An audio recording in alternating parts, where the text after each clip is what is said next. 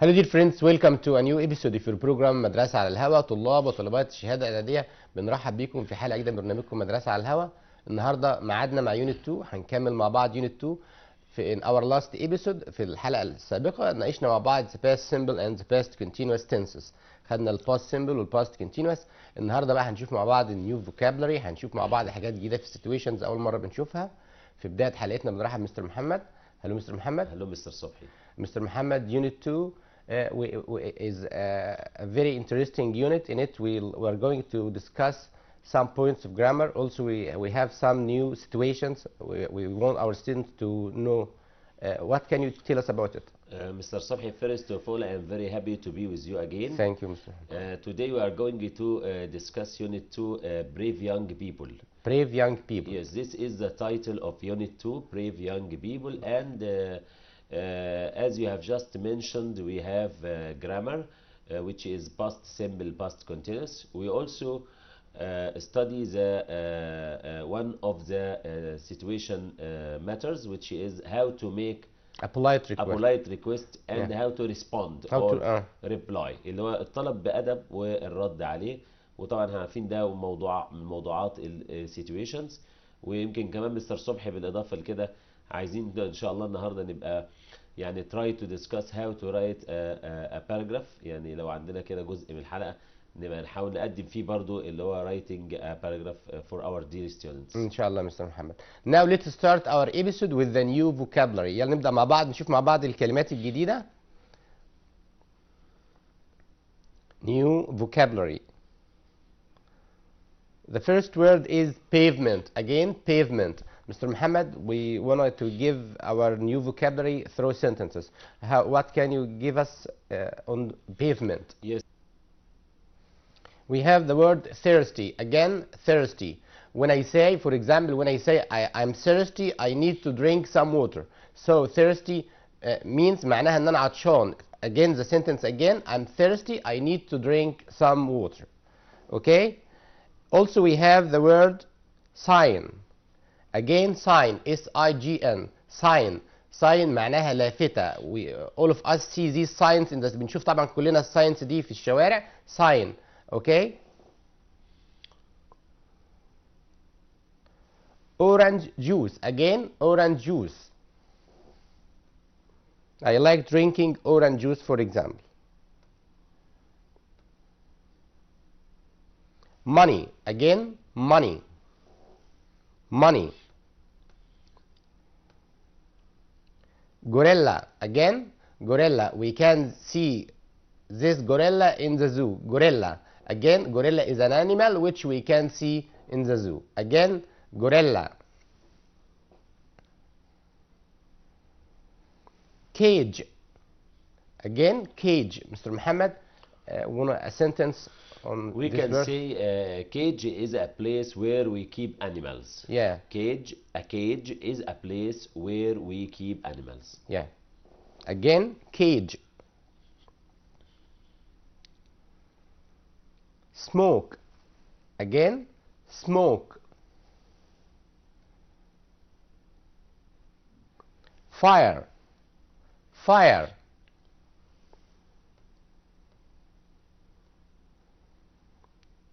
Giraffe. Again, giraffe. Neck. N-E-C-K, neck.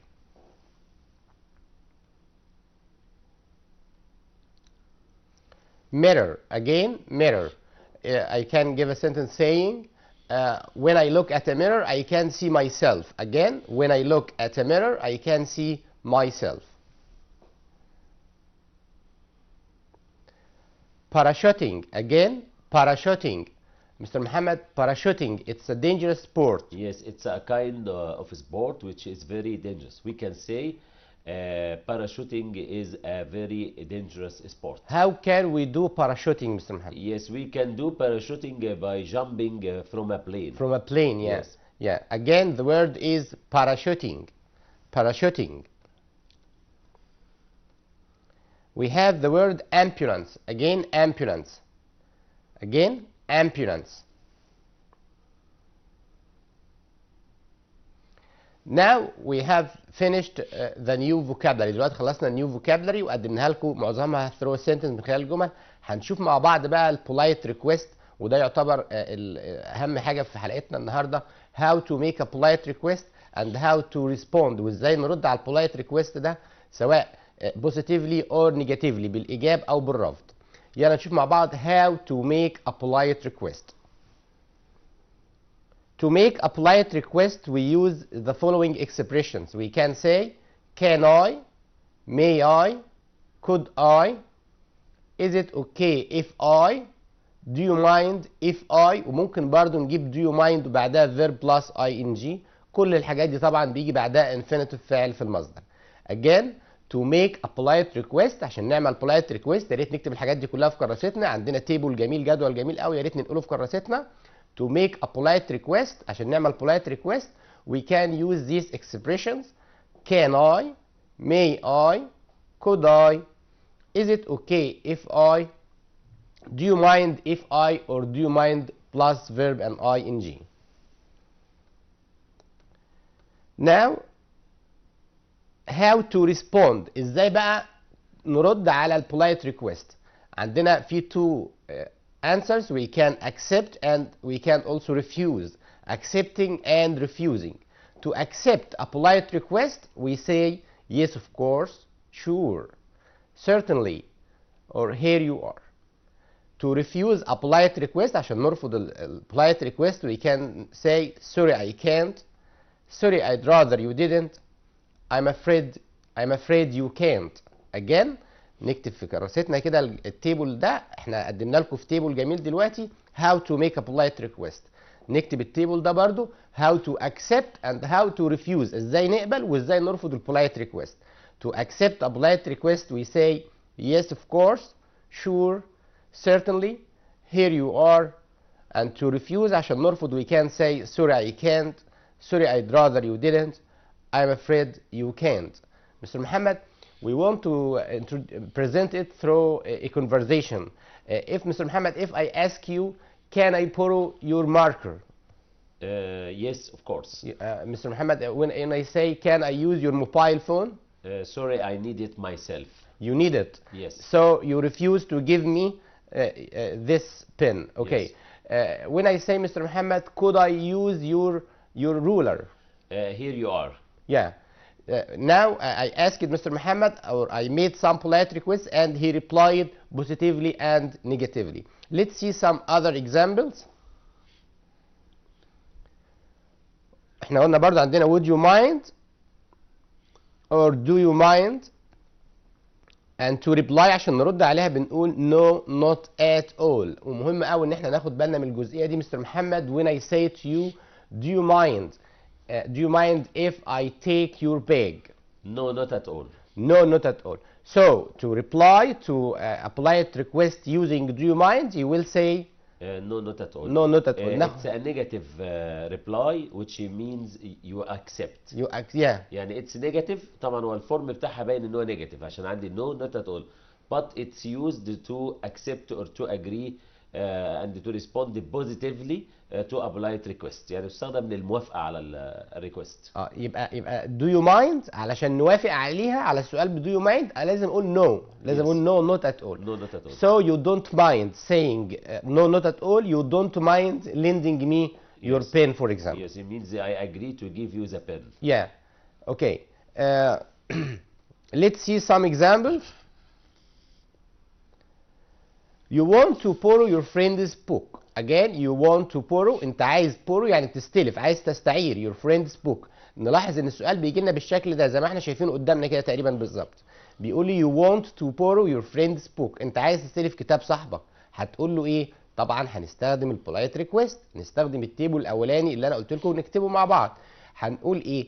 نشوف مع بعض the answer الاجابه.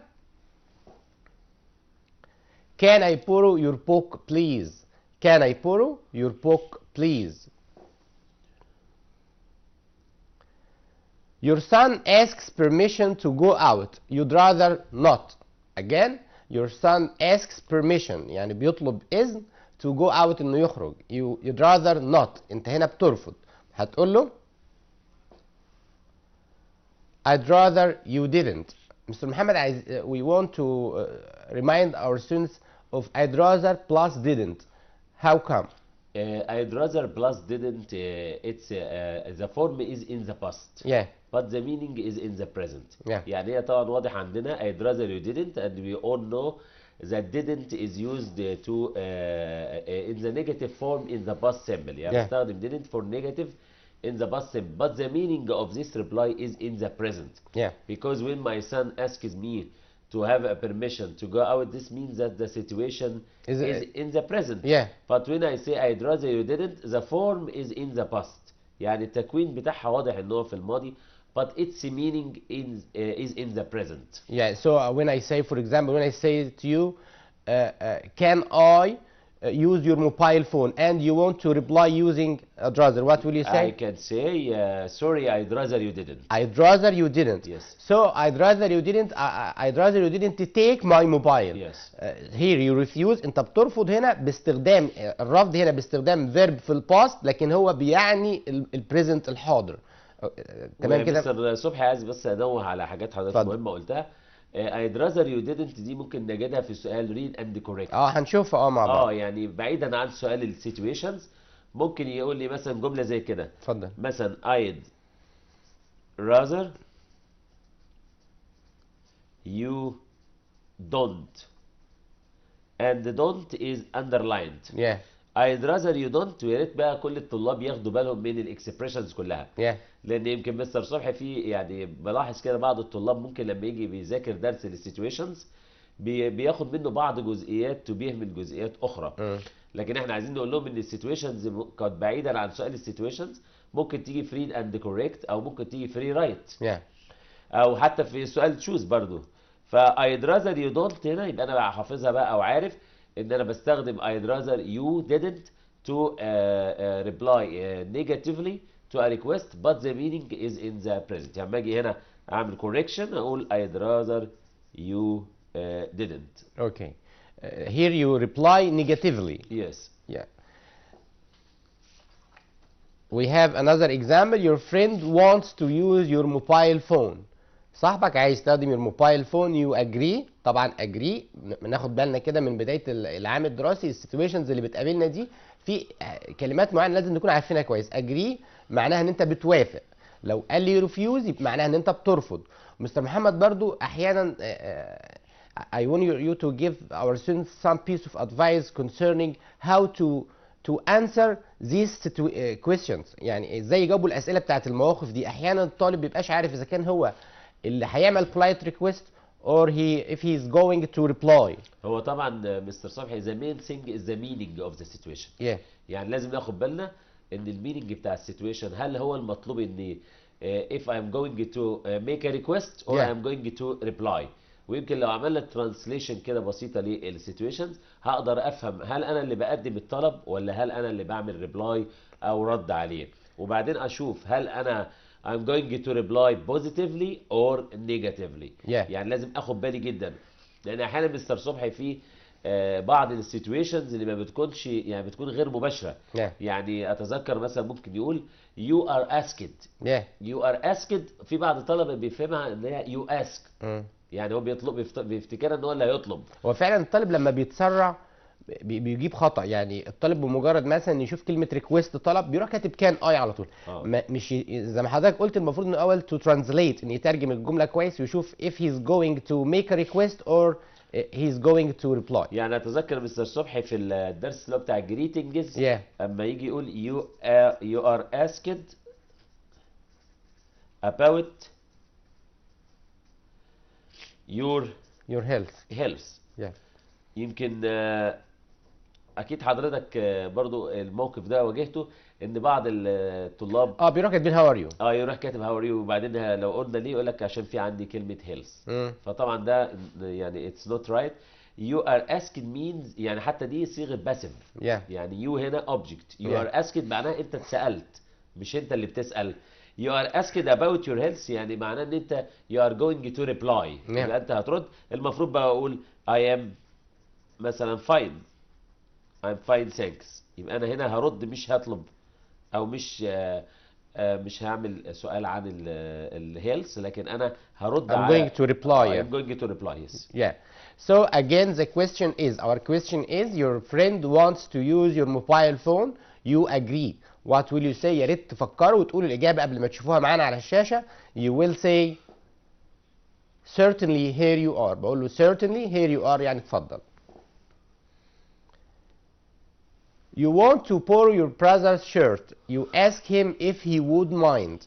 ناخد بالنا كويس، المرة دي مستر محمد الطالب ما يقدرش يستخدم كان I في الإجابة. لأن هو بيقول you ask him if he would mind. So he has to use would you mind or do you mind. ويمكن مستر صبحي حضرتك كنت نوهت ليها، احنا عايزين نقول لأبنائنا الطلاب إن when we use would you mind Yeah. or do you mind, these two phrases or expressions are followed by verb plus ing, not by the infinitive. Yeah. يعني they are followed by verb plus ing. For example, I can say, would you mind lending me your pen? Or do you mind lending me your pen? Would you mind opening the window? Do you mind helping me with my homework? يعني عندنا العبارات دي بتتبع بالفيرب بلس اي ان جي او اللي بنقول عليه جيرند. عايزين ننوه برضو مستر محمد ان would you mind do you mind ممكن نجيب بعدها if I. Yes. بس would you mind نجيب if I وفيرب في الباست في الماضي، لكن do you mind نجيب بعديها فيرب في البريزنت. Yes, present. Okay. Let's see the answer. يلا نشوف مع بعض الإجابة. Again the question is, you want to borrow your brother's shirt. You ask him if he would mind. You will say, would you mind if I took your shirt or if I borrowed your shirt? Again, would you mind if I took. نلاحظ ان كلمة took ده past في الماضي، لان تعتبر هنا دي حاجة تعتبر كده اللي هي second condition of if، دي تعتبر الحالة الثانية من if. Would you mind if I took your shirt. واجين here we have a past verb, a past simple verb. ده الفيرب بتاعي في الباست simple but it expresses a present situation، بتعبر عن موقف في البريزنت في المضارع.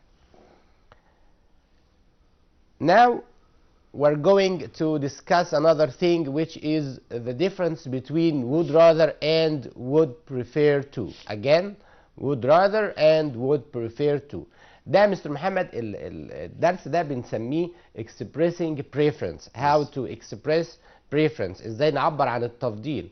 For example, when I say I'd rather speak English. أفضل أن أنا أتكلم English. Or I'd prefer to drink tea. So these are called expressing preference. Preference, yes, and they are the same in meaning طبعا. Yeah. يعني في المينينج هم يعتبروا similar متشابهين. But in grammar they are used in a different way. بيستخدموا بطريقة مختلفة. Different ways, yeah. Yes, because when we use would rather, yeah, we follow it by the infinitive. Yeah. But when we use would prefer, we follow it by to plus infinitive. Yeah. يعني would rather is followed by the infinitive. Would prefer is followed by to plus infinitive. Okay. That's يمكن the main difference between would rather and would prefer. Yeah. Let's discuss these points. عندنا table كده نشوف مع بعض would you rather and would you prefer to. مستر محمد قال لنا ان would you rather بيجي بعدها infinitive مباشرة، لكن would you prefer يكون في to وبعدها infinitive. to plus infinitive to زائد المصدر. Again, would you rather and would you prefer to. Let's have some examples. Would you rather drink tea or coffee? The answer is I'd rather drink tea. Again, would you rather, if someone asks me، لو واحد سألني السؤال ده بيقول لي would you rather drink tea or coffee؟ تحب تشرب شاي ولا كوفي؟ أقول I'd rather drink tea. Mr. Muhammad, if I ask you would you rather live in Cairo or in Giza, for example? I'd rather live in Cairo. Would you rather, Mr. Muhammad, would you rather go to the park or go to the museum? Or the museum? Yes, I'd rather go to the museum. Yeah. Mr. Muhammad, if I ask you, would you prefer to go to the cinema or stay at home? I prefer to stay at home. Yeah. So now in Mr. Muhammad's answers, في الإجابات بتاعت Mr. Muhammad, he used would rather plus infinitive and would prefer to plus infinitive. Okay? would you prefer to live in Cairo or Mansoura? The sentence saying مرة تانية would you prefer to بتحب تعيش in Cairo or Mansoura? You will reply saying I'd prefer to live in Mansoura. Again, I'd prefer to live in Mansoura. Now let's discuss what we have learned. يلا دلوقتي مستر محمد هنناقش مع بعض السيتويشنز دي من خلال الأسئلة. هنشوفها مع بعض شكل السؤال بالظبط بيجي لنا ازاي في الامتحان and how to answer it. السؤال دايما بيقول write what you would say in these situations. يعني اكتب اللي بتقوله في المواقف الآتية. Again وده تقريبا أول سؤال بيجي لنا في الامتحان اللي هو سؤال السيتويشنز. Write what you would say in these situations. You want to borrow money from a friend. انت عايز تستلف money من صديقك تقول له could you lend me some money. Again, you want to borrow some money from a friend. You will say could you lend me some money. Mr. Muhammad, could you, can we use it to express a polite request? يعني and what is the difference between can I and could you? هي could you and can you are used when we Can ask I. someone to do something for us. Yeah. يعني could you and can you are used to say that we want someone to do something for us. For example, when we are at home, we can ask, you can ask your, for example, sister or your brother, yeah. can you bring me some tea? Yeah. Or can one of the students can ask his mother, can you or could you make me a sandwich, please? Yeah. يعني my mother here is going to do the verb. Yes, the verb. The for action, me. yeah. She is going to do the action for me. Yeah. When I say can I or could I or may I, it's a permission. Means, yes, this means that I ask for permission. Yeah. يعني بطلب إذن to do something myself. يعني أنا أقوم بالفعل. يبقى can you and could you, I want someone to do something. Yeah, for example, when a teacher is inside the class, he can ask one of the students, can you open the window? Yeah. Or can you open the door? Or could you clean the board, please? And so on. Yeah. But about the difference between can you and could you, that could you is more polite. It's more polite to use could you instead of can you. يعني بيكون أكثر تهذبا إن أنا أطلب من واحد حاجة أقول could you. بيقولوها كده إن to talk more politely we use could you instead of can you. For example, when I'm talking to someone who is older than me, بكلم واحد أكبر مني, or my teacher for example, I will say to him could you give me a pen. Could you, ما أقولش can you. لا, لأن مع الشخص الأكبر مني it's preferable to use could you rather than can you. Mr. Subhi, what about may I? May I is a polite request also. It's a polite way to make a request. Yes. بس the difference again مرة تانية مستر محمد عايزين نوضح الفرق برضو خلال sentence كده. لو انا قلت لحضرتك can I borrow your watch and I want you to use could, what will you say? I can say could you lend me your watch. So could you lend me your watch. So you change it borrow to lend. يعني انا اقول can I borrow ممكن انا استلف, لكن لما اجي اجيب could اقول could you lend me ممكن انت تسلفني. طب بليز مستر صبحي write it please. yes, Yeah. Can I ask you to write it down? Yeah, please. We can say can I plus borrow plus your plus noun. Yeah. يعني we want to make it very easy. Yeah. Can I طبعا وممكن نقول could I أو may I. If we wanted to use lend instead of borrow, we can say could you plus lend plus the object me plus your then the noun. Yeah. I think now it's clear. Yeah, Mr. Muhammad, excellent. This is a very good structure. ده structure جميل قوي, يا ريت نكتبه في كلنا في كراستنا علشان خاطر بيساعدنا كتير قوي في اجابه سؤال الريرايت. بيدينا جمل احيانا فيها كلمه بورو يقول استخدم لند, او العكس يجيب لي جمله فيها لند يقول استخدم بورو. So this structure is very useful. Now let's see another question. You politely refuse to give your sister your camera. You politely refuse. برضو نركز شوية. refuse بمعنى يرفض. You politely refuse to give your sister your camera. You will say yeah, excellent. هنقول كلنا. نشوف مع بعض الإجابة كده. Sorry, I'd rather you didn't. Again, sorry, I'd rather you didn't. أنا هنا برفض using a polite way to answer. You want to sit next to someone. You want to sit next to someone. For example, if I am standing on a bus. لو أنا مثلا في الباص وعايز أقعد جنب واحد بقول له عاوز أقول إيه؟ نقول مع بعض. نشوف مع بعض الإجابة كده. Can I sit next to you? Again, can I sit next to you? Ali says, do you mind if I use your pen? You agree. Ali says, do you mind if I use your pen? And you agree. مستر محمد قال لنا to reply علشان نرد على السؤال بتاع do you mind أو would you mind. ولو طالما هتوافق بتستخدم كلمة no. الإجابة هنا الموافقة بنو. لأن أنا بقول لك do you mind. أنت بتمانع فأنت لازم ترد تقول لي no. فالإجابة هتكون إيه؟ نفتكرها مع بعض كده. الإجابة no, not at all. Again, no, not at all. Now let's move to another type of question which is choose the correct answer. هنشوف مع بعض سؤال choose the correct answer, but before we see these sentences قبل ما نشوف الجمل دي I want to remind you. عايز أفكركم كلكم إن سؤال choose the correct answer مش بس خاص بالجرامر. لا، ده أنت هتشوف فيه حاجات من السيتويشنز، هتشوف فيه حاجات من الفوكابلري من الكلمات. الطالب مستر محمد احيانا بيبقى داخل الامتحان وفي دماغه ان سؤال تشوز ده جرامر بس. لا، هو طبعا لازم نعرف ان insert دي prep choose questions depend on grammar vocabulary and sometimes situations. يعني تعتمد على مجموعه من الافكار متعلقه بالجرامر او الفوكابلري او حتى السيتويشن وحتى الايديومز او الاكسبريشنز اللي احنا بندرسها كلها اللي موجوده عندنا في التكست. We can see it in these questions.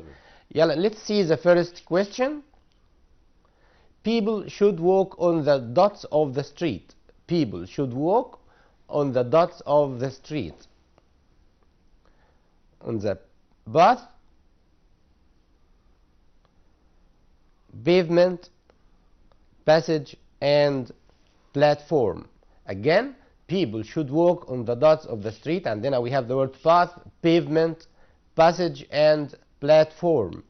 Platform, Mr. Muhammad, what's the difference between platform and pavement? Platform is a place inside the railway station. Yeah. It is used for trains. Yeah. But pavement is in the street. Yeah. So pavement اللي هو ده الرصيف بتاع الشارع. Yes. So the answer is pavement. People should walk on the pavement of the street. Again, pavement. You mustn't park your car here. There is a no parking dots. There is a no parking sign. Also we have the word signal, drawing, and photo. Again, there is a no parking. في no parking ايه؟ انا قلت لكم ان اللافتات دي بنسميها ايه؟ لافتة بمعنى sign. So there is a no parking sign. Polite is the opposite of. Polite is the opposite of sad, lazy, happy, and rude. Again, polite is the opposite of. Polite عكسها sad, lazy, happy, and rude. Polite is the opposite of rude. Okay? He met an old friend while he dots in the park. Walk, is walking, was walking, and walked. Again, he met an old friend while he dots in the park. Walk, is walking, was walking, and walked. Mr. Muhammad, here we have a sentence concerning grammar, the past continuous tense. Yes, I think Mr. Subhi, you have discussed this point in the previous episode. With Mr. Safat, yeah. Related to how we can use while and when to connect between two sentences, and both of the two sentences are in the past. Yeah. But one of them are in the past simple. And the other one? And the other one is in the past continuous. Can you remind our students of the rule, please, Mr. Muhammad? The rule, we can use while. Yeah. Or as. And after while or as, we have a sentence in the past continuous, which means that we have a sentence which has the form was, were plus verb plus ing. Yeah. لأن مستر صبحي دايما عايزين الطلاب ما يحفظش التايتلز بس، يحفظ اللي هي الديتيلز، التفاصيل. يعني past continuous means we use was or were plus verb plus ing. And the second part of the sentence is in the past simple. Yeah. And the past simple means the second conjugation of the verb, which is formed by adding d, ed, or ied to the verb, or some irregular verbs. Yeah. This is how can we use while or as.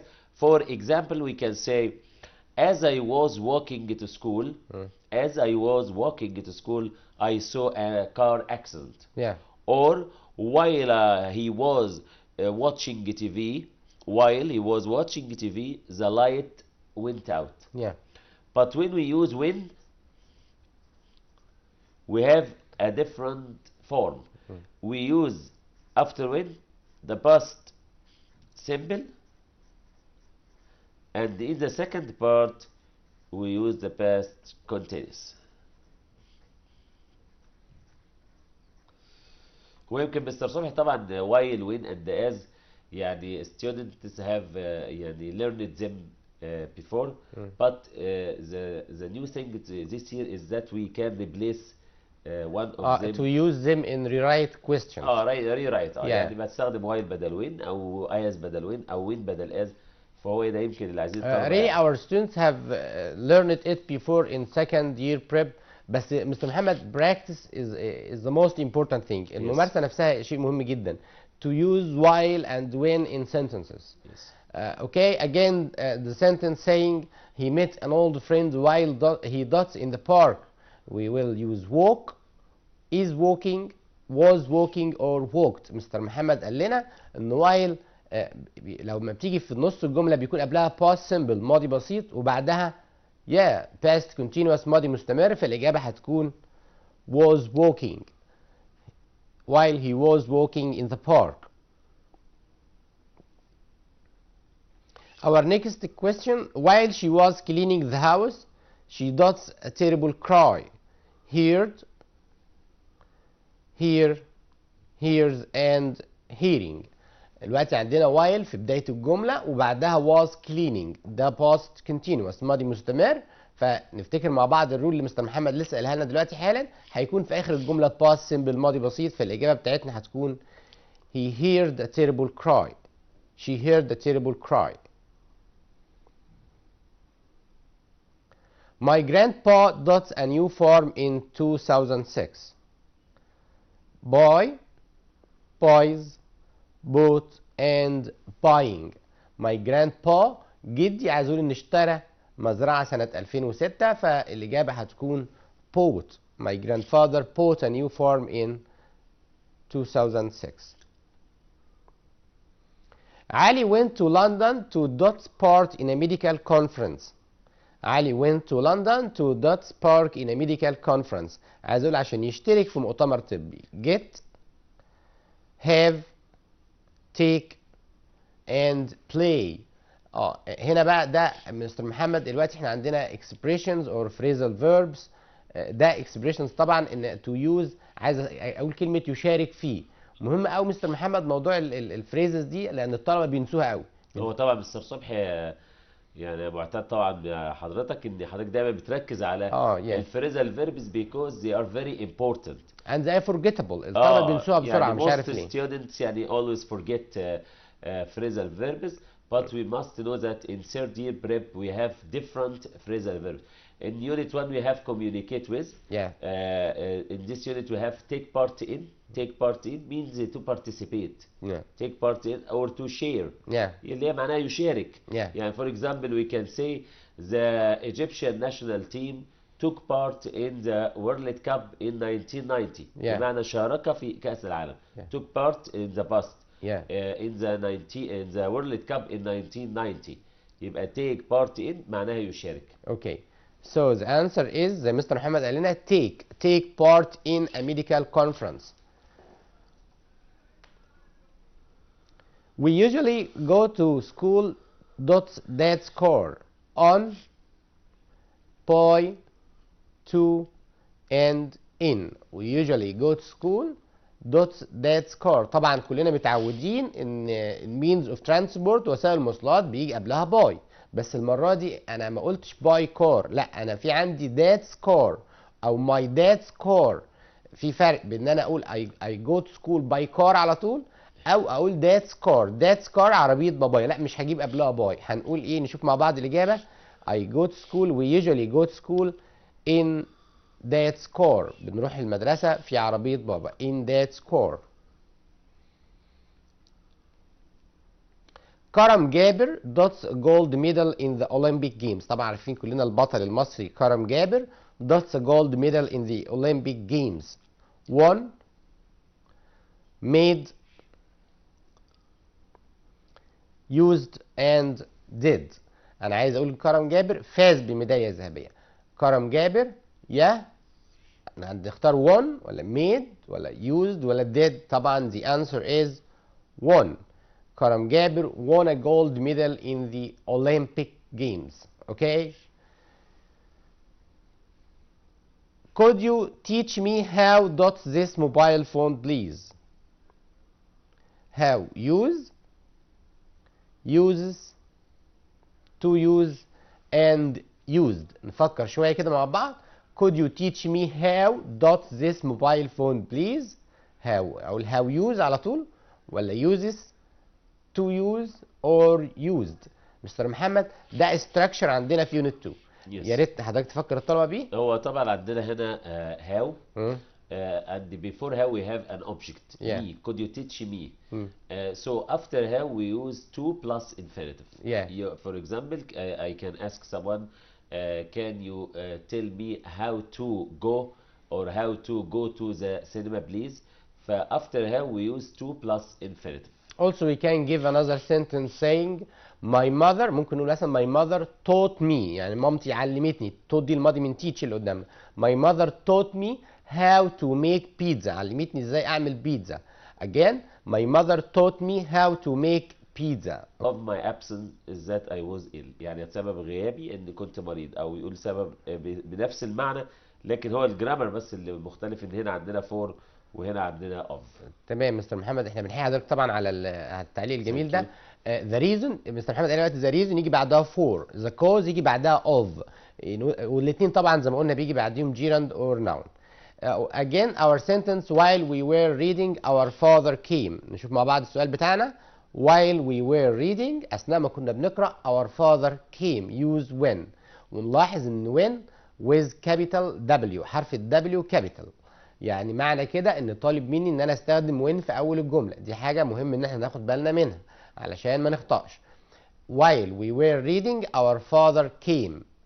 طب نشوف مع بعض the answer الاجابه. when our father came we were reading. again when our father came we were reading. جبنا بعد when past simple ماضي بسيط لكلمه came، وفي الاخر were reading. ومستر صبحي يعني excuse me في حاجة عارف حضرتك بتحب دايما الحاجات اللي هي بتكون غامضة شوية نوضحها. فيعني عايز افكر الطلبة of the difference between during and while because برضو it comes in rewrite question. First of all during is followed by noun or gerund. طبعا احنا عارفين كلنا during تعني اثناء او خلال، فممكن نقول during the film, during the match, during lunch, during walking to school and so on. But when we use while,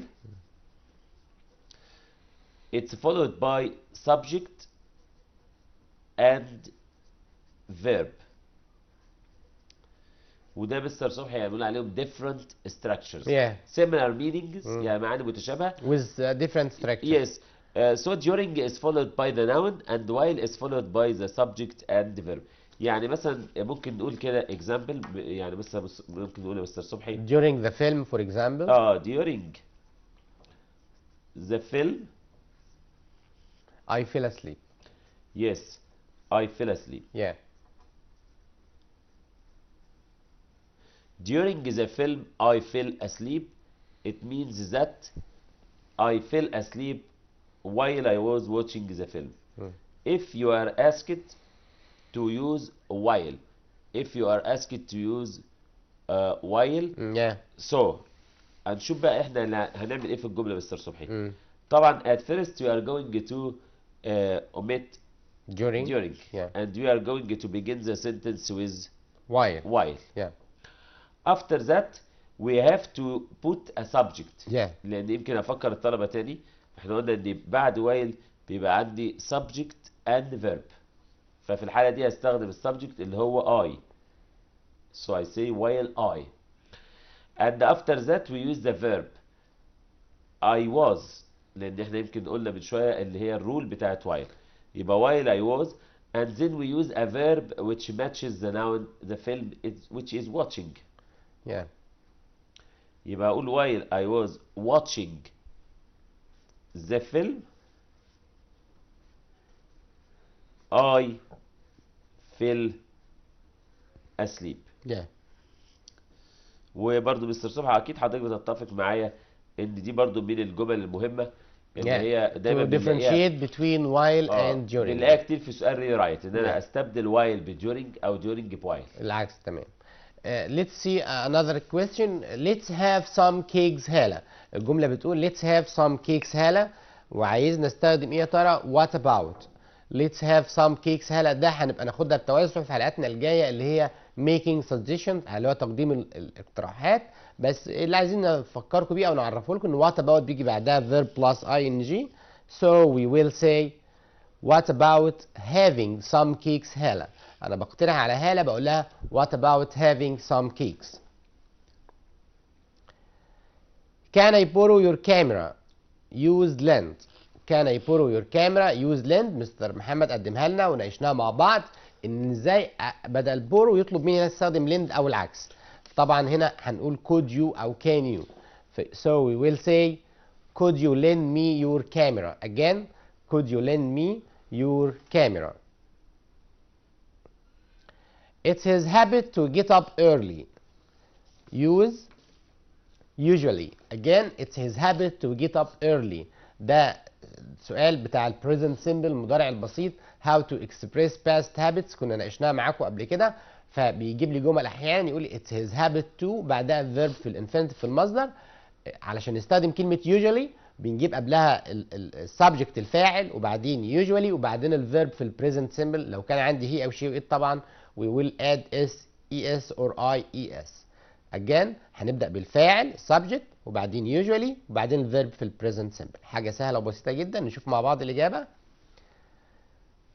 He usually gets up early. Again, he usually gets up early. Do you prefer to go out today or tomorrow? أنا بقول لواحد أنت تفضل تخرج النهاردة ولا tomorrow بكرة. يا ترى عايزين نستخدم إيه؟ rather. Again, do you prefer to go out today or tomorrow؟ عايزين نستخدم كلمة rather. نركز كويس أوي أوي إزاي هنستخدم كلمة rather. مفيش حاجة اسمها do you rather. بأكد مرة تانية مفيش حاجة في الإنجليش اسمها do you rather. لا، في do you prefer to وفي would you rather. يا ريت نكتب الكلام ده في كراستنا. في ممكن أعمل question about preference using do you prefer to، وممكن أستخدم would you rather وأجيب بعديهم الاتنين infinitive فعل في المصدر. So the answer will be الإجابة بتاعتنا هتكون would you rather go out today or tomorrow. Again, would you rather go out today or tomorrow. مستر محمد النهارده قدمنا حاجات جميله جدا وشيقه جدا. في يونت 2 قدمنا النيو فوكابلري، قدمناها ثرو بيكتشرز من خلال صور، قدمنا كمان الشيء اللي كان جميل قوي النهارده situations اللي هي البولايت ريكويست اند اكسبريسنج بريفرنس. شفنا اسئله يعتبر we covered different items in unit 2. قدمنا معظم الاشياء اللي موجوده في unit 2. مستر محمد thank you very much.